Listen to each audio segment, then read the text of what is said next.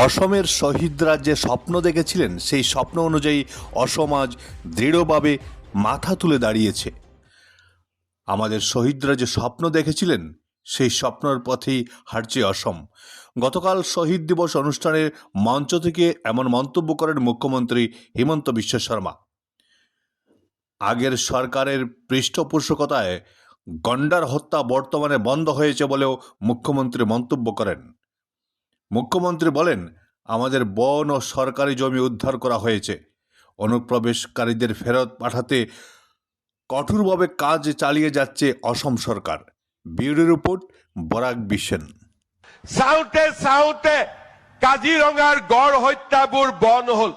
চাওঁতে চাওঁতে অসমৰ বন সম্পদসমূহক লুণ্ঠন কৰা, মাটি লুণ্ঠন কৰা সকলৰ পৰা আমি মাটিবোৰ কাঢ়ি আনিবলৈ আৰম্ভ কৰিলো।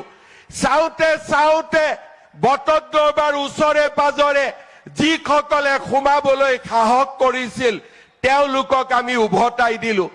আৰু আজি অসমত যদি কোনোবাই অনুপ্ৰৱেশ কৰিবলৈ চেষ্টা কৰে, ৰাতিপুৱা আহিলে 2 ঘণ্টাৰ ভিতৰতে তেওঁলোকক উভতাই দিয়াৰ প্ৰক্ৰিয়াও আমাৰ এই চৰকাৰ আৰু অসমীয়া সমাজে আৰম্ভ কৰিলে।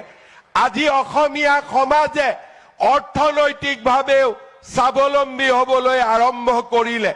আজি আমি এখন নতুন অসমৰ সপোন, যিখন অসমৰ সপোন 860 গৰাকী শ্বহীদৰ আত্মসমৰ, আমাৰ যি তেওঁলোকৰ ত্যাগ আছিলে, আত্মত্যাগৰ ভেটিত নিৰ্মাণ কৰা, আত্মত্যাগৰ ভেটিত নিৰ্মাণ কৰা এখন আমি সৰ্বাংগ সুন্দৰ অসম, স্বাভিমানেৰে পৰিপূৰ্ণ অসম, এখন নতুন অসম নিৰ্মাণৰ বাবে আজি আমি আগবাঢ়িব পাৰিছো।